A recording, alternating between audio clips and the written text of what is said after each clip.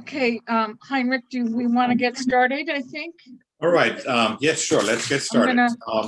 So good morning, everybody, and welcome to this first in a series of 5 Winter Wednesday, as we call them, morning panels to talk about and hopefully help members of the Sullivan County business community with all sorts of questions and resources related to the environment and the restrictions and the challenges that we find ourselves in and have been experiencing for about a year now. This first session will be about economic assistance and relief programs. And we have a great group of experts on the panel with us this morning that we'll introduce in a moment. For those attending today's sessions, if you haven't yet, you should register. You can also register for the 4 upcoming sessions on the next 4 Wednesdays. They will deal with questions about health and safe business environments. We'll introduce you to the Chamber's new interactive marketing platform. We address questions on how to market your business better and different in the current environment. The final session will be about how to take care of yourself and stay sane and healthy during these crazy times. All of these are free of charge. You just need to register so that we can send you the link to sign in, just like we did for this one. For that, you need to go to the Chamber website, www.catskills.com, and you can register there for the sessions. We also record these sessions, including this one, so that those that cannot make it in person live, they can access the recordings afterwards on the Chamber website for streaming. So with that said, let's get started. I'm Heinrich Strauch. I'm the chair of the Training and Development Committee for the Chamber of Commerce, for the Sullivan County Chamber of Commerce.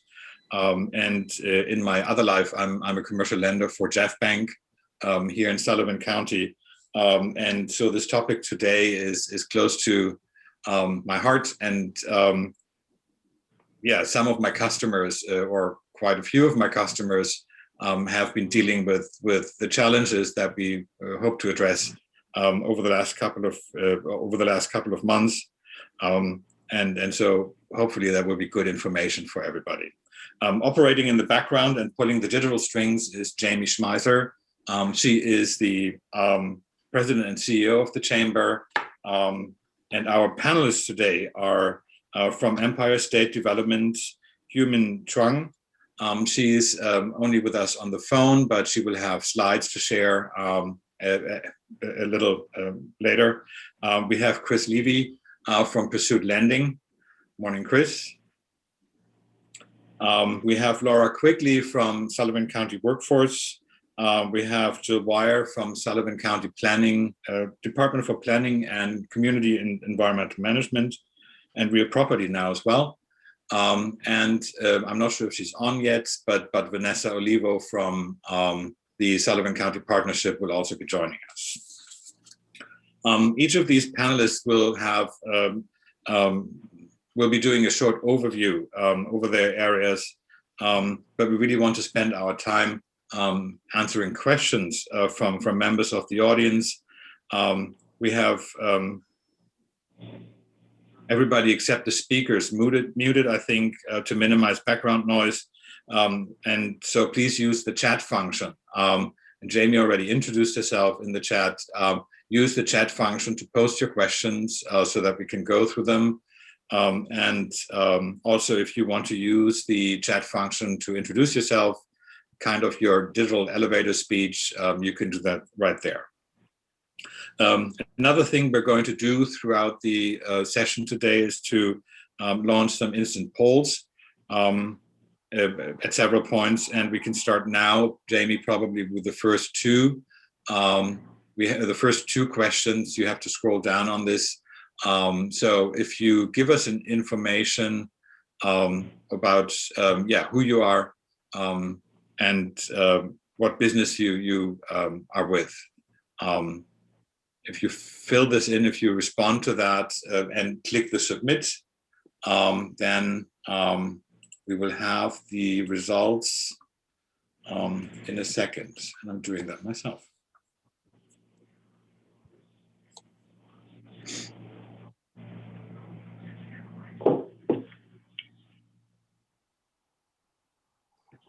Okay, has everybody filled it in? I'm gonna end the poll and we're gonna share the results.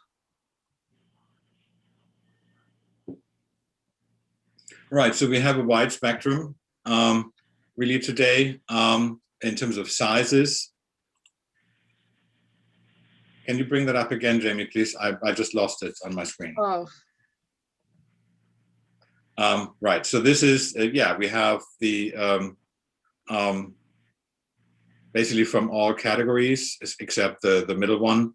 And the majority of attendees today are coming from the for-profit background with some not-for-profits and government agency in there. All right, the second one, Jamie, if you want to bring that up.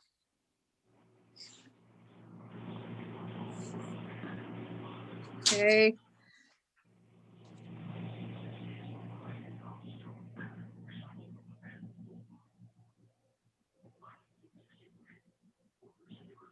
That's the first one. Yeah, hang on a second.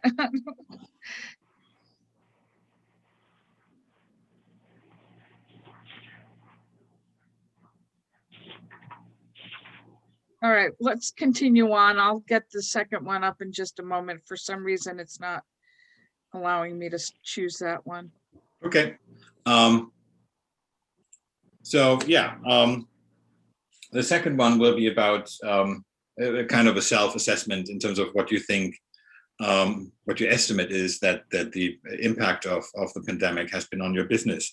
And with that, I think we can go right into probably the main programs that most people are familiar with, Paycheck Protection Program and the Economic Injury Disaster Loan, both by the SBA. And Chris, I will call on you at this point to really kind of give us an overview, if you can, where we are with these programs right now. They got recently revived right in time for the holidays and the end of the year, and they're now underway. So if you want to step in and take over for a couple of minutes, the floor is all yours. Absolutely, Heinrich. Thanks for having me, and good morning to everybody on the call. So I'm Chris Levy. I'm with Pursuit. We're a small business lender throughout New York State. We've been very involved in the Paycheck Protection Program. Heinrich and I have worked together with many small businesses in the area, helping them out with the program. During the first round of PPP, we actually made over 7,000 PPP loans for almost $500 million. So we've been actively involved, and we are actively involved again in round 2 of the program.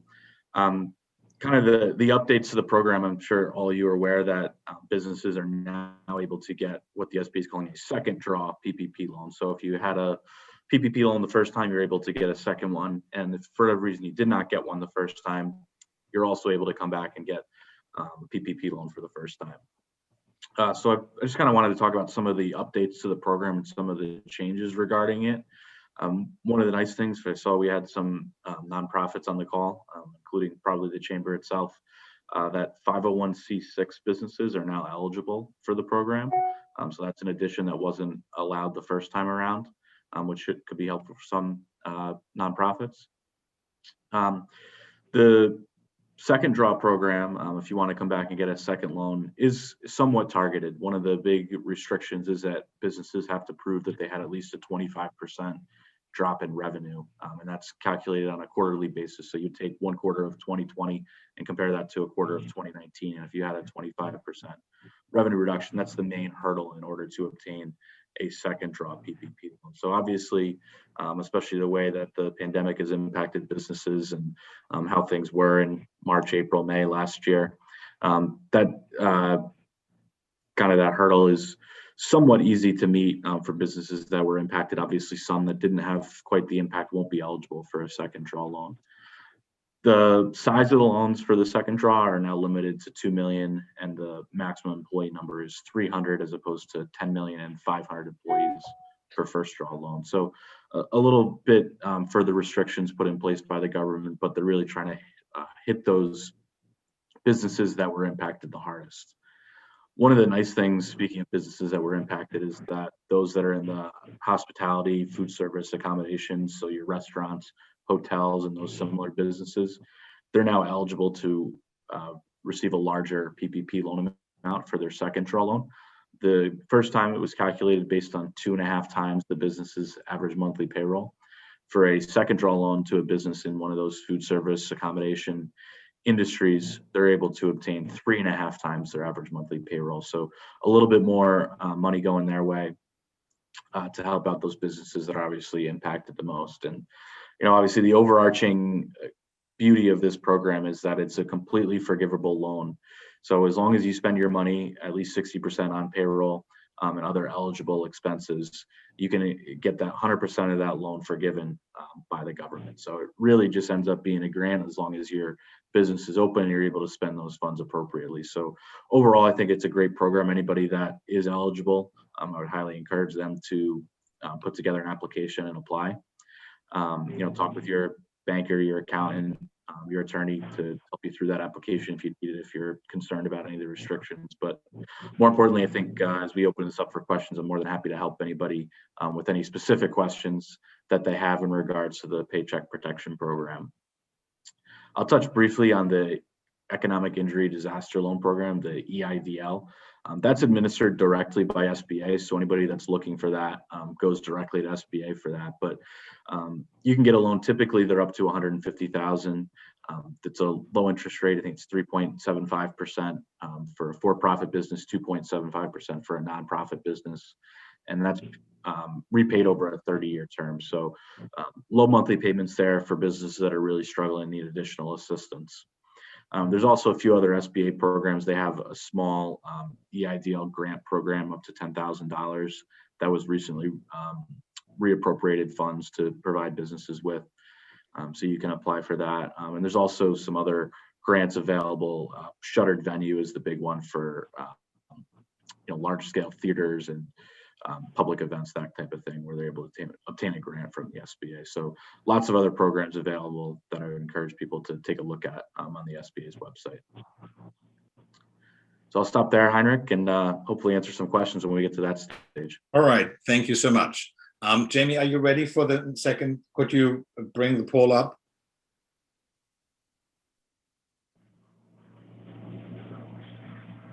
I'm so sorry. The polling is not allowing me to select the next poll. So I'm working on it, trying to figure out what I'm doing wrong, but it should be allowing me to do it. And it's not. So I don't want to waste anybody's time.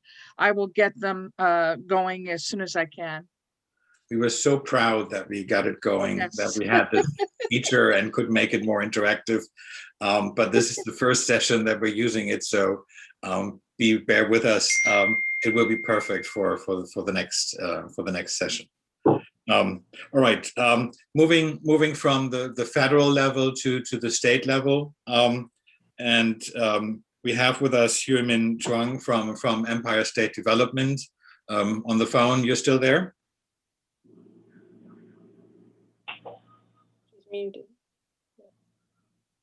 All right, she will pull up a few slides from her screen and talk about those. So whenever you're ready.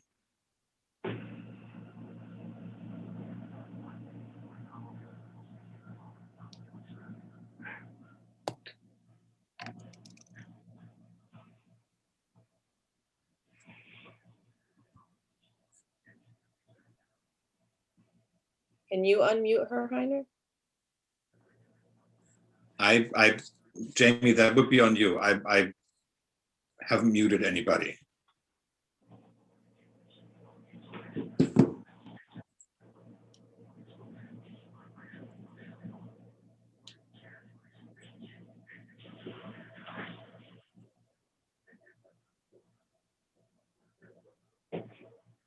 Jamie, you're still with me? unmute me. Okay. Can you All hear right. me now? Yes, we Can you can. hear me now? Thank you. Okay, great. Excellent. Okay, great. I'll start over. Thank you so much again, Heinrich and Jamie, for hosting this event. This morning, I'm going to talk about the New York Rural Loan Fund program, and I'm very happy to see that Pursuit went first, who covered the federal program, because this will be a great complementary item for those who are seeking additional working capital. And I'm also going to share some resources that the state has to offer through Empire State Development. So what exactly is the New York Rural Loan Fund program? It's actually an economic recovery program aimed at supporting New York State small businesses, nonprofits, and small residential landlords as they reopen after COVID-19 outbreak and currently on and off on pause. So the state is targeting small businesses with 50 or fewer employees. And given the poll, which I was very happy to see, I would say the majority of the attendees and maybe the people that they serve in the communities would probably qualify, since over 90% of all small businesses in our communities fit this description of 50 employees or fewer. And also, if you have a revenue of under $5 million or a budget as a nonprofit under $5 million, you also can qualify for this program. And small residential landlords, which I'll say briefly on the bullet points below, who they may be and how they can qualify. If they have seen a loss of income in their rental income in April or May of 2020, they can qualify for the program. So the uses of this program, it's mainly geared towards working capital.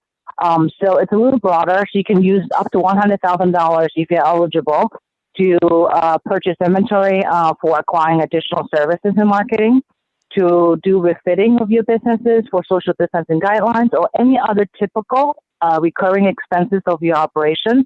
You can explain to your lender, and they can work with you about the use of funds. So all those people who may have applied for PPP Round 1 or applying for PPP Round 2, as long as they have received in total less than $500,000 in PPP loans or an IEDL of under $150,000, they're currently eligible to apply to the New York Rural Loan Fund program. Now, some people may have attended other webinars that I may have done over last year. The eligibility was a little less robust as what we have right now, and I'm not going to go over what it was, but basically now I would believe that 99.9% of all small businesses that may have gotten a PPP or IEDL under 50 employees, under 5 million, probably would be eligible now to really tap into the New York Rural Loan Fund. So if you have businesses you're serving, Chris, in your area where you have 7,000 applications, if they are still in need of working capital needs beyond the payroll, please refer them to the program, and you guys are one of the lenders in the program, so that's a great match.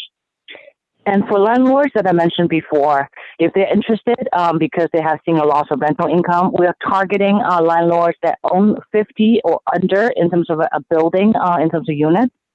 In the building, an apartment building, a place where they own a building, there have to be fewer than 50 units in that building, or a total of 200 units in total that they have ownership to be able to be eligible. And we're targeting, prioritizing tenants that are living in low and moderate income tracts, or basically they are serving low and moderate income tenants in their property ownership.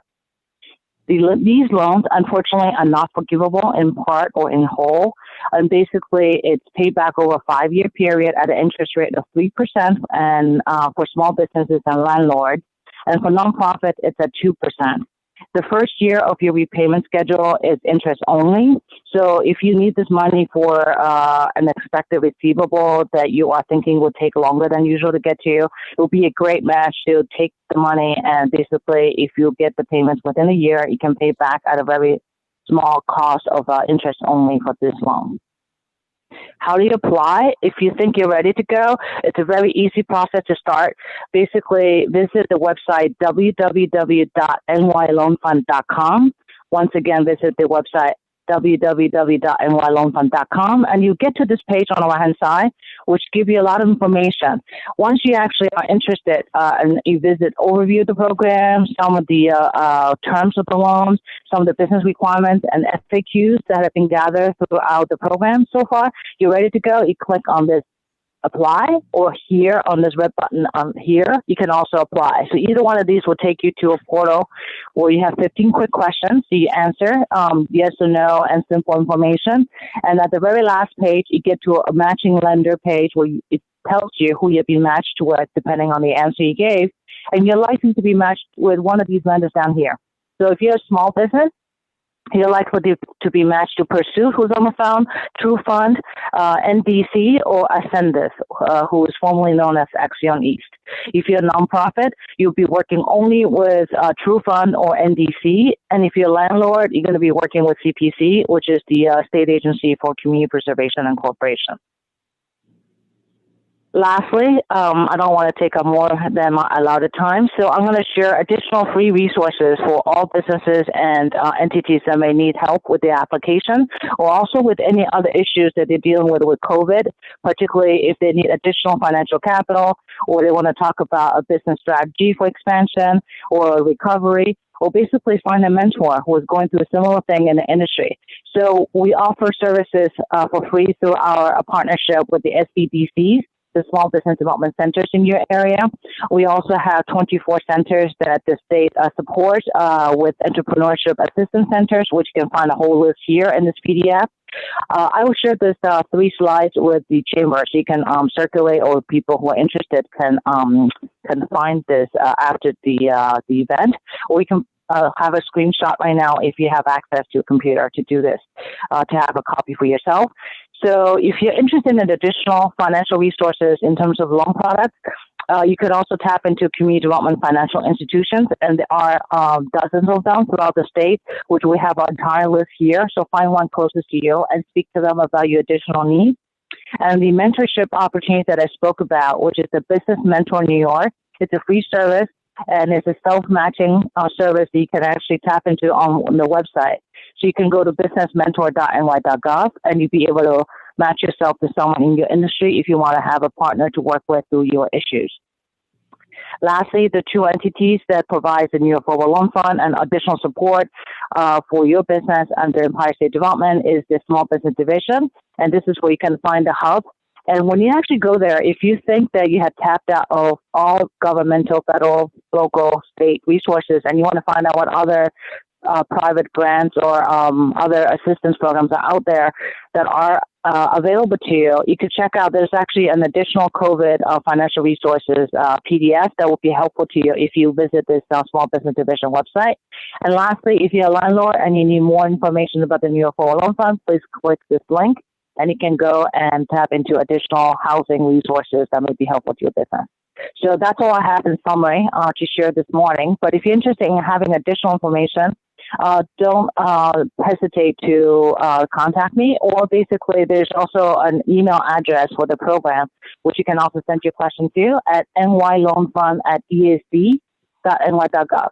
Once again, questions for any of this that I cover so far, please reach out to nyloanfund@esd.ny.gov. Thank you, and I'm happy to answer questions after everyone has presented. All right, thank you so much. And yes, we will put this on the website.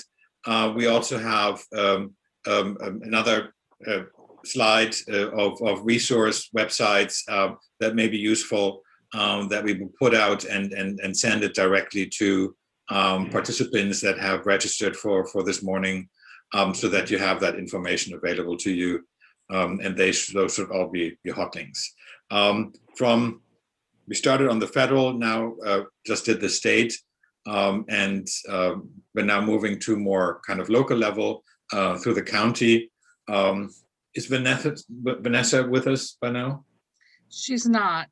Okay, so she probably got called away this morning. But Jill, if you want to go and talk about the county programs that are available, and I will try with my limited technical abilities to bring up the screen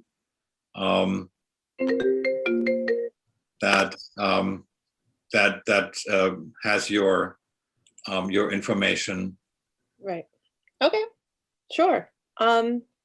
I'm Jill Wire. I am the Deputy Commissioner of the Sullivan County Division of Planning and Community Development. I believe that's what we're going with now for our name. So That's what I stick with. We have had revolving loan funds in the county since the late 90s. So it's been a great asset to our business communities. So I'm going to speak a little bit about the loan funds that we have in the office, as well as some other possibilities that we can access grants for small businesses. So you can see the screen? Yep, Sorry. screen Okay. is up. Okay, good. So we have varying revolving loan funds through our office. We have an advisory board that reviews the loan applications, and then ultimately the county legislature approves them, and then closings are scheduled from there. But we have a Main Street Business Revolving Loan Fund, which is really targeted towards our downtown areas for small businesses located, in Callicoon, Monticello, Wurtsboro, any real kind of downtown, not a major street, unfortunately, but kind of a downtown core area.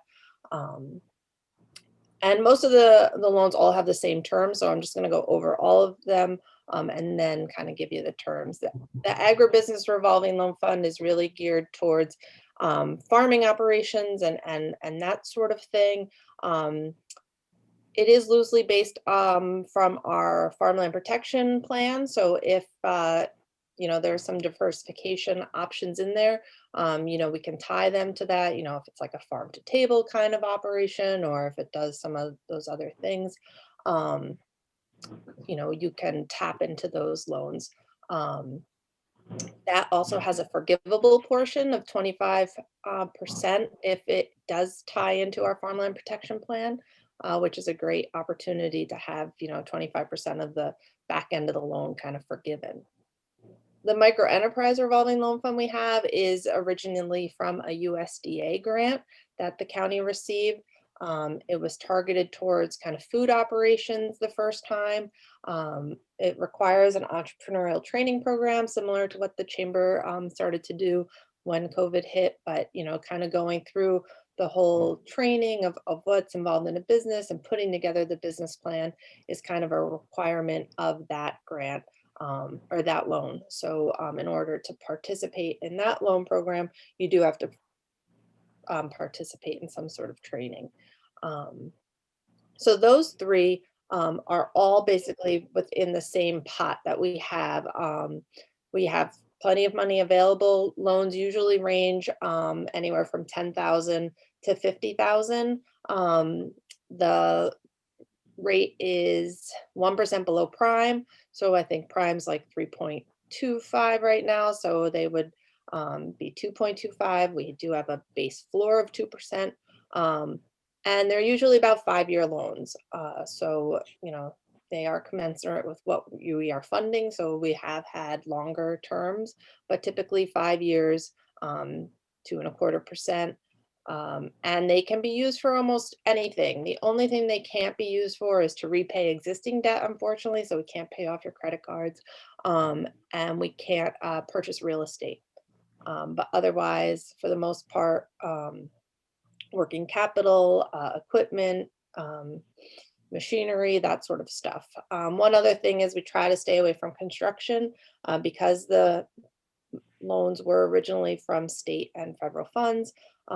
Sometimes the construction can trigger Davis-Bacon and prevailing wage. So if we stay away from that, we don't have to worry about paying for those things.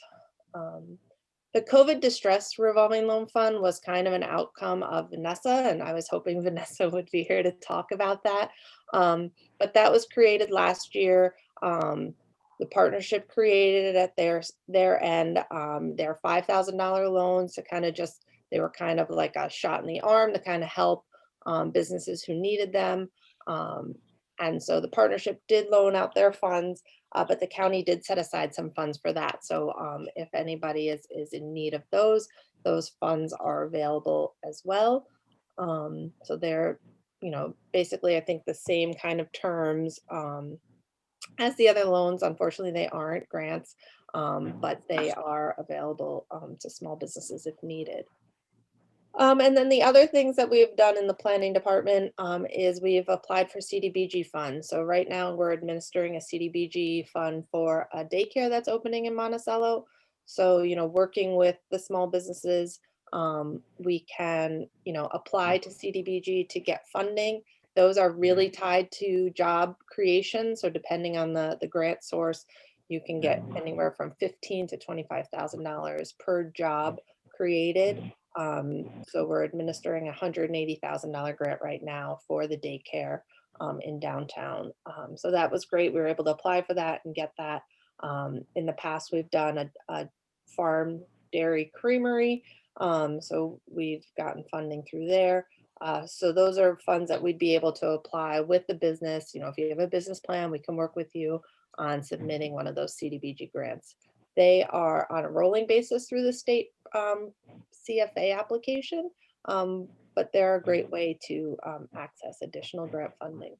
And then the other funding that we've gone after to help businesses is the Rural Business Development Grant, the Rbdg. That's really a loan to the business, a grant to the county, but it can be a creative long-term lease. We are using it right now for a creamery as well. We partnered that with the Cdbg Funds to leverage. And so we were able to purchase all their dairy equipment, and then we're leasing it back to them at a lower rate. So anything we can do to kind of help be creative to get these grants and to help the small business is really what we're kind of here for. So that's basically what we're working on. All right, thank you.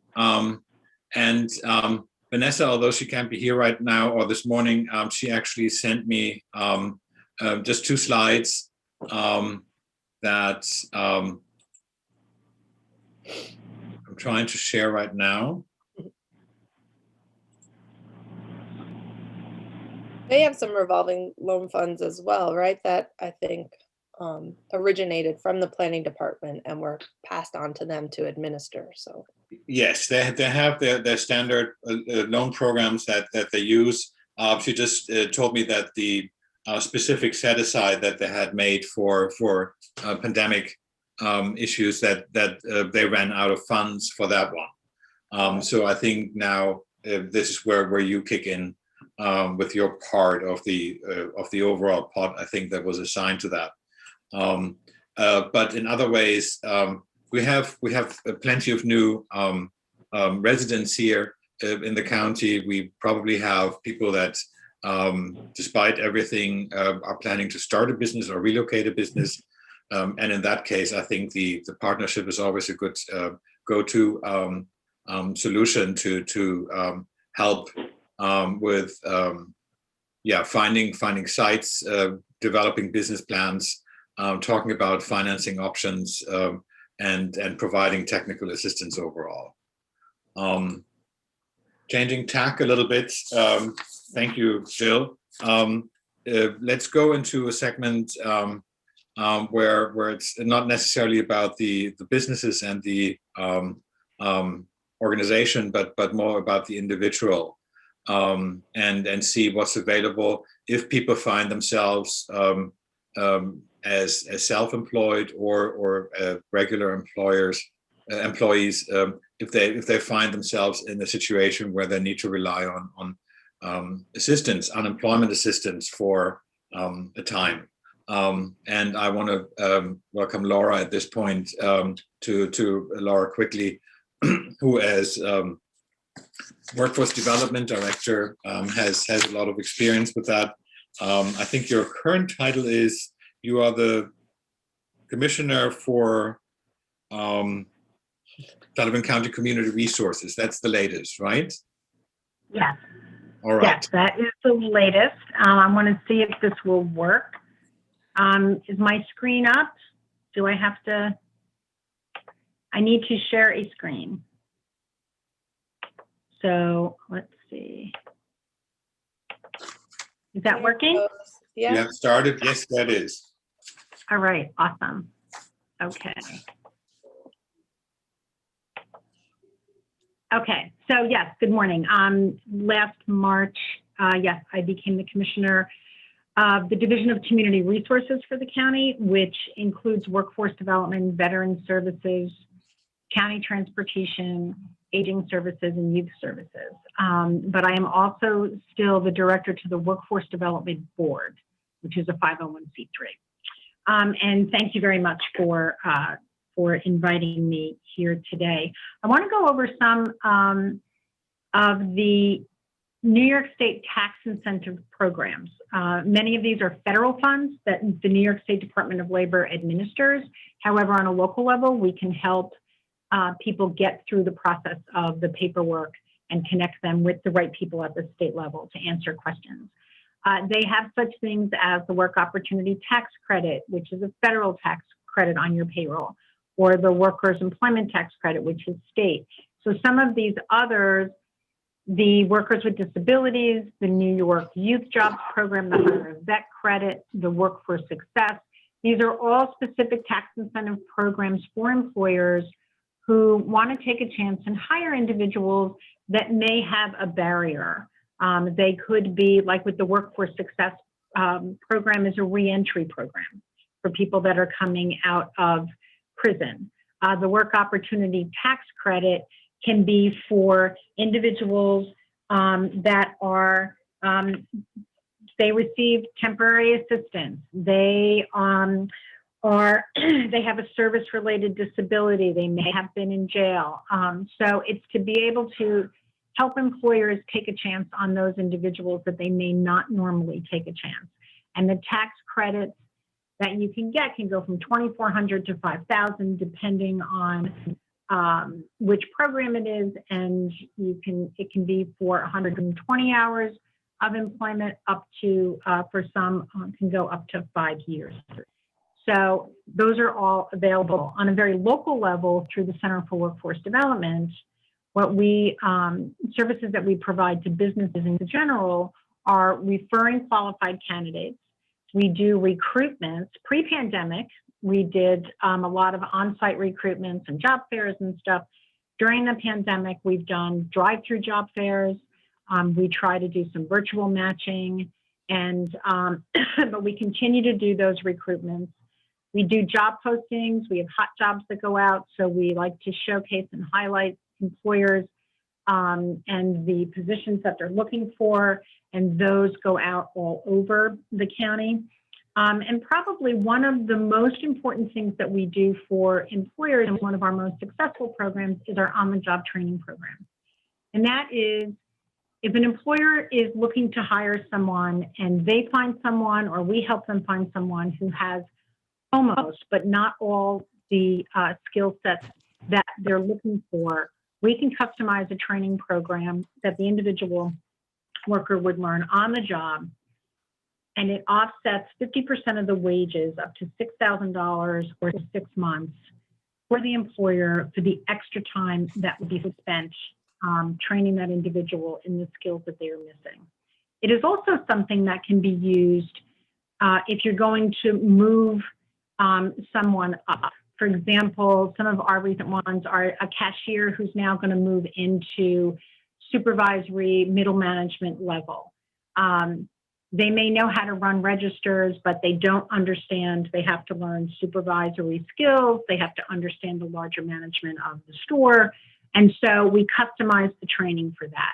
That laborer who now wants to learn how to build cabinets. And so we can do those types of things within a business, depending on what those circumstances are. We cannot do an on-the-job training contract for any positions that are licensed. So a CDLB driver, a certified nurse assistant, because the belief is that if you've gone through the training to get the license, then you have those skills. We also are not able to do anything for tipped positions or commission positions. Some of the other things that we can help employers with is kind of layoff aversion services. One of the things that we can work with an employer who might be looking to do some layoffs is to see what positions they may have, that if that individual is retrained, to maybe look at combining positions so that you hang on to your employee, but if they need to be retrained in something else, we might be able to help financially support and offset the cost of that retraining, or do it through an on-the-job training contract.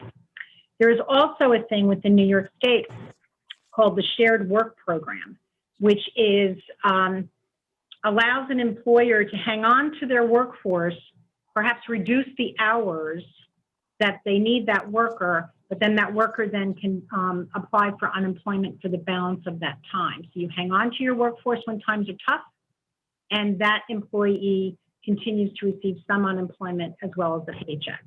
And that program has really caught on during the pandemic with many. When it comes to unemployment, this is what I know today, because as we know, some of these things change. The federal extension of unemployment goes through March 14th claims, and they will be fully phased out by April 5th. That includes the pandemic unemployment assistance and the emergency compensation.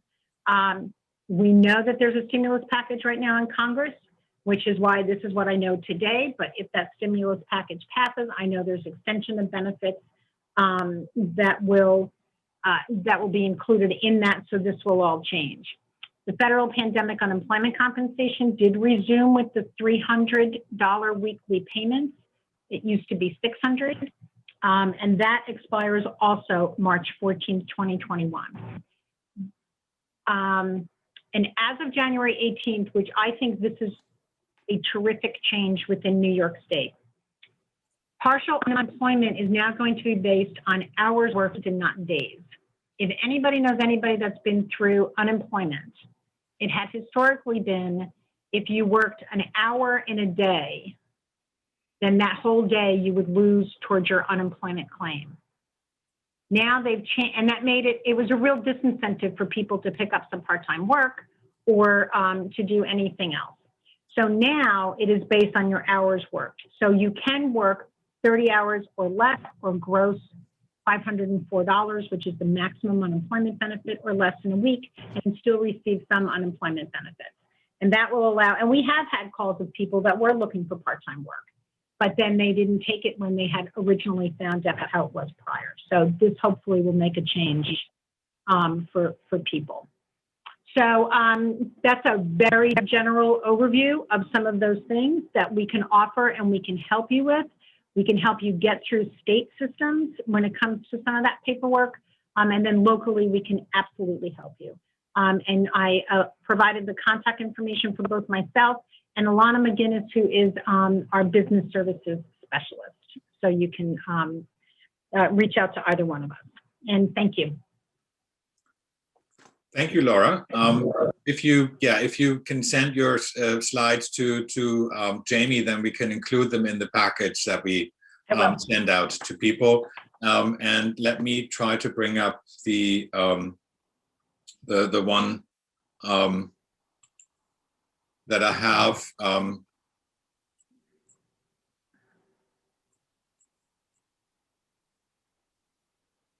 Laura, you have to stop sharing your screen. I know. Sorry. I'm trying to get down to where I have my sharing button. I know, this is crazy. I can't find the sharing button. Is gone. It's at the bottom of the screen. Or at the top. Yeah. In my case, it's at the top. Hold on 1 second. Oh, there we go. Now I got it. Stop the share. It's the red button. Got it. I love technology. Yeah. Right. Okay. Thank you.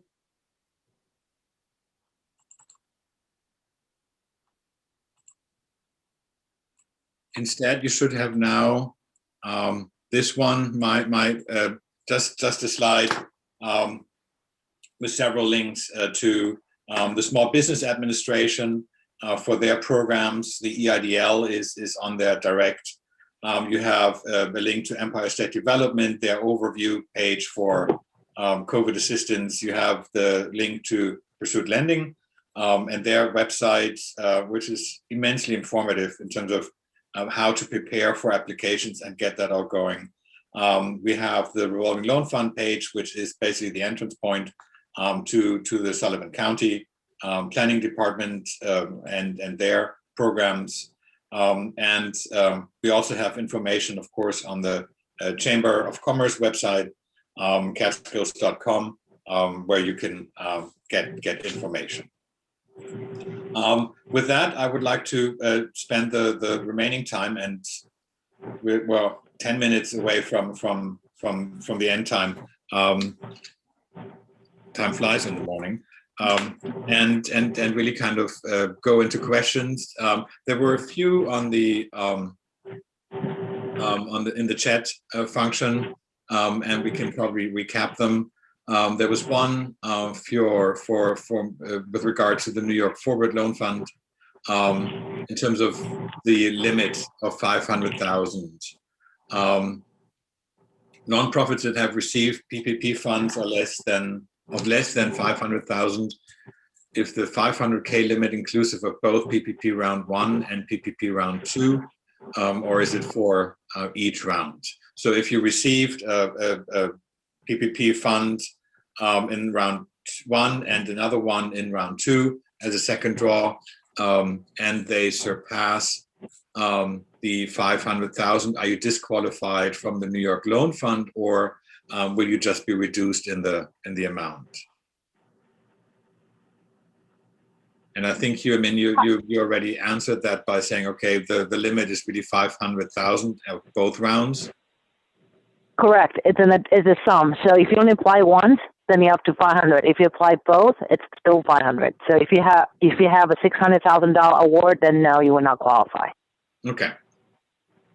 The second, the other question that was on here was about the terms for the revolving loan funds of the county, and the maximum amount. What is the max loan amount for microenterprise RLF and for the COVID distressed revolving loan fund, and what is the interest rates? Jill, for those that can't see it in the chat function, do you want to summarize what your response was there? Right. I said typically most of our loans are capped at 50,000.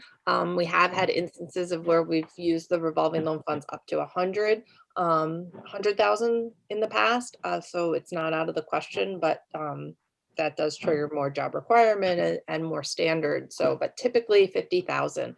And again, those are a base of 2, 1% below prime, but the base of 2%. For the COVID distress, that is $5,000 max loan paid at 1% quarterly for I think it's like a couple quarters. So so that's where we're at with those. Okay. Thank you. Another question that was there, and I think that's a common question this time around for the PPP loans, because the process is a little bit slower this time, I think, in response from the SBA than it was initially. I know that the SBA built in some controls. They also did some data cleanup in their files that really kind of impacted their response time. But there is the question, Laurie, saying that you applied for a second round loan. Application was received, but no response with SBA for approval and loan amount for now 10 days. Chris, do you have any updates on that? Any information on where these are? Because I think that's a general problem that yes, people have. Yeah, it's definitely something that many people are experiencing. So just kind of the backstory. Obviously, I think people probably saw in the media the first time around, there was some concern that businesses that shouldn't be getting the money were getting the money. So in response to that, Congress and the SBA have instituted a bunch of validations in terms of the approval that they're looking at before they issue an approval in order to fund. These are anything from as small as verifying the correct Social Security number of the owners and the tax ID number. They're searching public records to make sure that the business is still open. They're searching public records, for anything like bankruptcies or prior criminal history that may have that somebody may have answered a question on the application in terms of eligibility incorrectly. So they're performing all these validations. We've seen that it can take up to a week for SBA to approve something that was submitted, and because they're doing so many of these validations, they're kind of throwing up errors when there may not be an error, but it is then requiring the lender who submitted the loan to SBA to essentially prove that what was submitted was accurate. So they may throw up a flag saying, oh, we saw public records that the business is closed. And we had this with a banker, and the bank president emailed me. He's like, I go to this place to get my haircut. Like, it's not closed. I can assure you of that. But we had to provide, documentation to SBA to show that it wasn't closed. And it was a simple thing where SBA had a different business with a similar name, and on the New York State Department of State, that business was marked as inactive, but it was a different business with a slightly different name. So it's little things like that that are getting flagged by SBA in order to prevent fraud and misuse of funds that are slowing it down for many people that aren't doing it the right way. We've experienced, I would say, about a third of the ones that we've submitted have come back with some type of validation error that we've been forced to try to overcome in some way or another. So it's definitely a very prevalent issue out there that many people are experiencing frustration because of it. And from my understanding, it's also a question of how do you respond to errors. I think the SBA started to do their kind of validations and didn't really tell anybody how to resolve them. In the beginning. Correct. And it took a couple of days to get the codes done, and because this is all a kind of a digital interaction, it's not a phone call where you try to explain things. You have to respond in a certain way to get these barricades removed and to get the barriers down.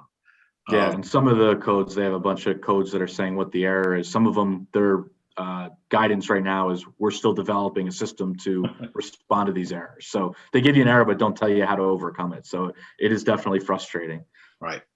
On the other hand, of course, the SBA is learning as they're running forward. So, but concern, of course, the underlying concern behind it is not only the timing, but also will the funds run out? And I think we are in a much better position this time around with PPP. That sufficient funds have been allocated. Yeah, do you agree? I absolutely agree. All the numbers that have come out are relatively low in terms of the dollars being spent. So I don't see any chance that it does run out of money. And even if it does, I think we've seen with Congress that they're going to act quickly and reappropriate funds to the program, just like they did the first time around when it ran out of money in the first week.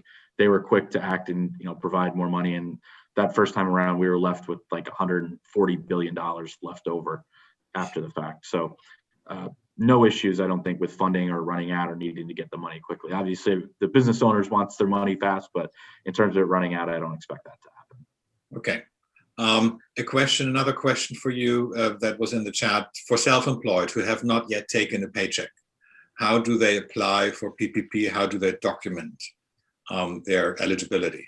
Yep. So self-employed people, they will typically file on Schedule C of their personal tax return. Their loan amount is based on the net income of that Schedule C form. It's line 31 on the form.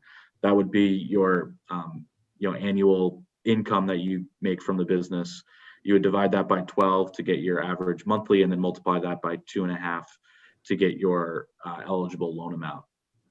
In terms of how to document if you're a second draw borrower getting that 25% revenue reduction, you can provide internal financial statements. You can provide bank statements.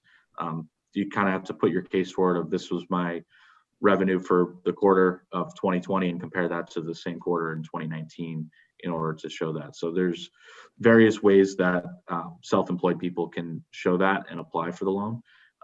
Not to jump up our website, but on our website, we have on-demand webinars where we talk about exactly how to calculate those things and what documentation is required for those. So pursuitlending.com, and if you click on the PPP button on the homepage, there's a button on there, how to calculate your loan amount, how to calculate 25% revenue reduction. It'll go through all the specifics that you need to follow there.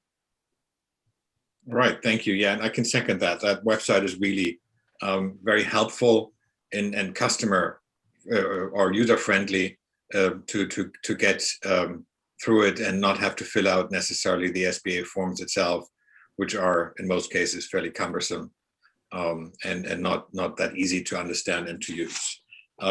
We are coming up to 9 a.m., but I wanted to bring in one question. Tax season is upon us, and there were questions about how do I declare loans that were provided as PPP or EIDL, is that income that I need to declare? I think there was confusion for a while if expenses that were paid with loan funds could be deductible, but I think that has been cleaned up, right? Yeah, so I'll spare the backstory of where things were and how they changed, but the most recent act signed into law in December made it very clear that if you get loan forgiveness, that loan, which would typically be reported as income, is not supposed to be reported as income. And the expenses that you had covered with the loan, the payroll and other eligible expenses that you utilized the PPP funds for that ended up being forgiven, those can still be deducted as normal. So this money is essentially a tax-free grant that you're receiving, even though it's not typical accounting standards and may have been different than what the IRS said in the past. But the most recent act signed into law made it clear that you don't report the PPP loan or the EIDL funds as income, and you are still able to deduct those expenses from your tax return. All right. And with that, unless there are any more questions right now, I would like to wrap it up. We're coming on to 9 a.m. and I want to honor the time. Thank everybody for attending, especially the panelists for their time and availability and their effort to get the information out. We will put together a kind of a package of slides that we have shown here, where the information is with links and information. I know it's a very complex area with many sideways and levels of complexity. But I think through the links you can get good information on these things and get started. And if you have further questions, please feel free to forward them to the chamber, and we will try to answer them to the best of our abilities or find somebody to answer them for us. So thank you, everybody. Thank you. Have a good day. The sun is shining. It's not snowing in the moment, but who knows, that may come soon, some more snow. Yeah, have a good day and thanks everybody. Bye. Thank you. Good one.